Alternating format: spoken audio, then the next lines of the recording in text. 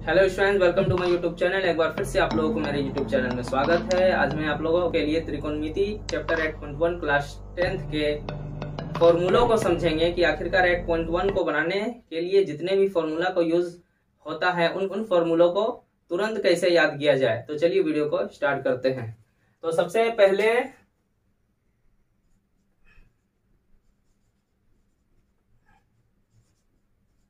Trigonometry 8.1 इस chapter को किस तरीके से हम लोग बनाएंगे और इसके फॉर्मूलों को आज हम लोग विस्तार से जानने का कोशिश करेंगे। तो सबसे पहले इसमें जो फॉर्मूला हम लोग को याद करना है वो है sine theta cos theta tan theta cosec theta sec theta cot theta. ये फॉर्मूला इसमें यूज करना है, ठीक है।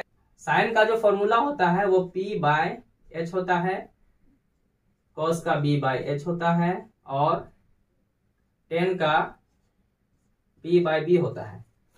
तो आप लोग इस चीज को ध्यान से समझ लें कि साइन का उल्टा होता है कोसेक, कॉस का उल्टा होता है सेक और टेन का उल्टा होता है कॉट। तो याद रखें, ध्यान से समझे, साइन का उल्टा कोसेक, कॉस का उल्टा सेक होता है और टेन का उल्टा कॉट होता है, ठीक है। तो ये जो है तो एक दूसरे का उल्टा होता है। कोसेक का उल्टा साइन हो गया, सेक का उल्टा कॉस हो गया, कॉट का उल्टा टेन हो गया, ठीक है। तो ये दोनों जो है, ये दोनों और ये दोनों और ये दोनों एक दूसरे के अपोजिट है, ठीक है।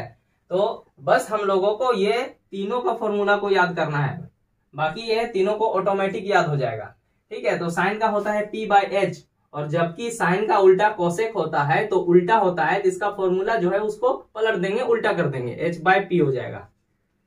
और कॉस का फॉर्मूला होता है B बाय एच, तो कॉस का उल्टा होता है सेक, तो इसके फॉर्मूला को भी पलट देंगे हम लोग, तो हो जाएगा H बाय B।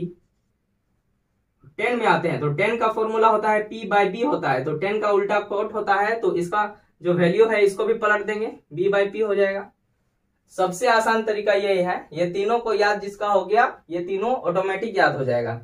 इसको घरवाली याद कीजिए, ठीक है। Sine cos tan cosec sec cot और PH BH PB HP HB BP, ये है सो आसान तरीका है, ठीक। घरवाली 2-4 बार बोलने से याद हो जाएगा ऑटोमेटिक, ठीक है। Sine cos tan cosec sec cot और PH BH PB HP HB BP, इस तरीके का यूज करके हम लोग तुरंत याद भी कर सकते हैं। तो चलिए अब आते हैं नेक्स्ट। तो इसके बाद समझेंगे हम लोग समकोण त्रिभुज को। यह हमारा समकोण त्रिभुज है जिसका जो कि 90 डिग्री का एंगल बनाता है, इसीलिए इसको समकोण बोलते हैं। तो नाम दे देते हैं ABC। और ये वाला जो स्ट्रेट वाला लाइन होता है उसको लंब बोलते हैं, और ये वाला जो लेटा हुआ लाइन है उसको आधार बोलते हैं, और ये जो लाइन है, ये जो भुजा है, इसको कर्ण बोलते हैं। और लंब को P से इंडिकेट किया जाता है, वो इसलिए कि P का मीन्स होता है परपेंडिकुलर, और इसको B से इंडिकेट यानी कि बेस बोलते हैं, और इसको H से इंडिकेट किया जाता है जिसको इंग्लिश से हाइपोटेन्यूस बोलते हैं, ओके। तो यहाँ पे हम लोग P और B और H का है सो अलग अलग फॉर्मूला हम लोग निकालने के लिए आज सीखेंगे। तो सबसे पहले आप लोगों को जानना होगा कि ये जो है ना, ये लाइन जो है कर्ण, ये दोनों से बड़ा होता है, हमेशा बड़ा रहेगा। ये जो भुजा है ये दोनों भुजाओं से हमेशा बड़ा होता है। तो मान लीजिए कि अगर लंब दिया हो और कर्ण दिया हो और लंब दिया हो, ये निकालना हो तो क्या करेंगे, ये हमेशा बड़ा रहता है, तो ये दोनों को तो जोड़ेंगे नहीं, ये दोनों को अगर जोड़ देते हैं तो इससे ये बड़ा हो जाएगा, फिर ये आधार जो है वो कर्ण से बड़ा हो जाएगा, ओके। तो बड़ा तो इसको रहना है, कर्ण को हमेशा बड़ा रहना है, ये हमेशा बड़ा रहता है, ये दोनों भुजाओं से ये हमेशा बड़ा रहता है।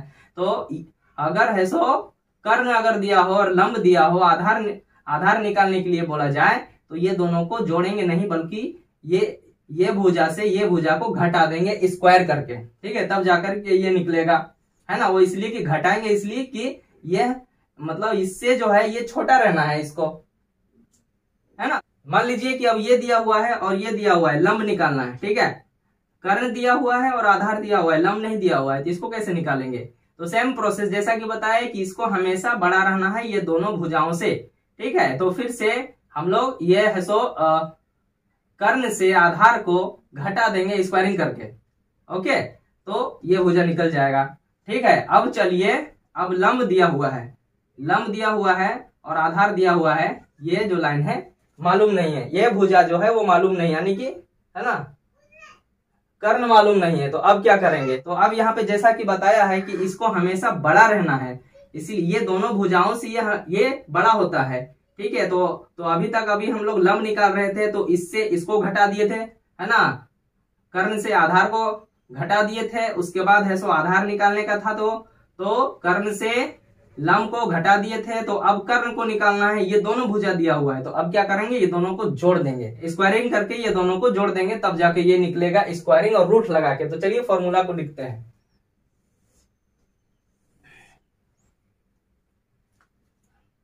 सबसे पहले हम लोग लंब निकालने का फॉर्मूला देखते हैं, लंब यानी पी निकालने का, ठीक है। तो पी बराबर रूट डालेंगे, ठीक है।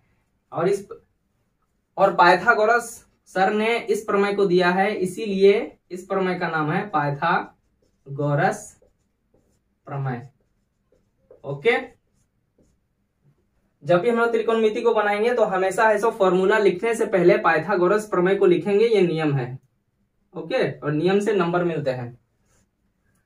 तो पी निकालने का जो फॉर्मूला होता है, जैसा कि बताया कि लंब निकालने का फॉर्मूला, लंब है ना, तो लंब अगर निकालना हो यानी ये दोनों दिया हुआ है, ठीक है। तो बड़ा ये रहता है, तो बड़ा में से इसको लेस, है ना, इसमें से इसको लेस कर देंगे, है ना, कर्ण से आधार को लेस करेंगे। तो कर्ण क्या है मेरा, h है, तो h का स्क्वायर माइनस b का स्क्वायर, बस ये हो गया फॉर्मूला। अब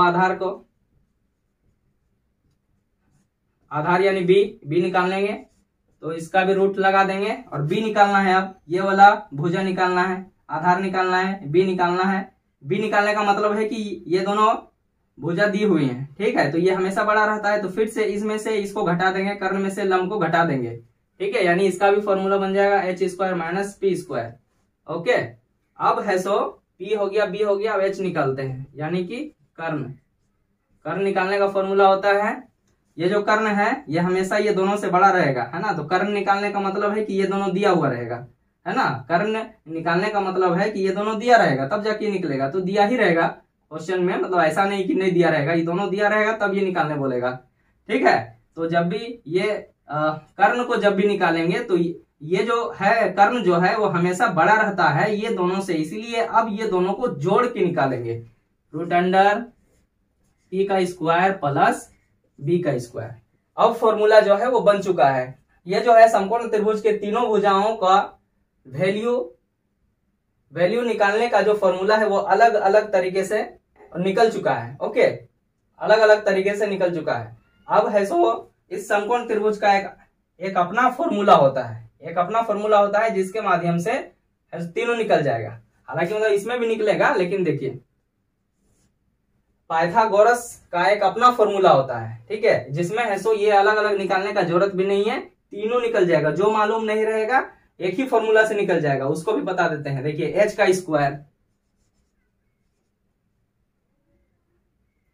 स्क्वायर बराबर p का स्क्वायर प्लस b का स्क्वायर, ये है सो अपना फॉर्मूला है ये समकोण त्रिभुज का, ठीक है। इसके माध्यम से p भी निकल जाएगा, b भी निकल जाएगा और h भी निकल जाएगा, तीनों इस फॉर्मूला से निकल जाएगा, जिसको हम लोग लिखते हैं h यानी कि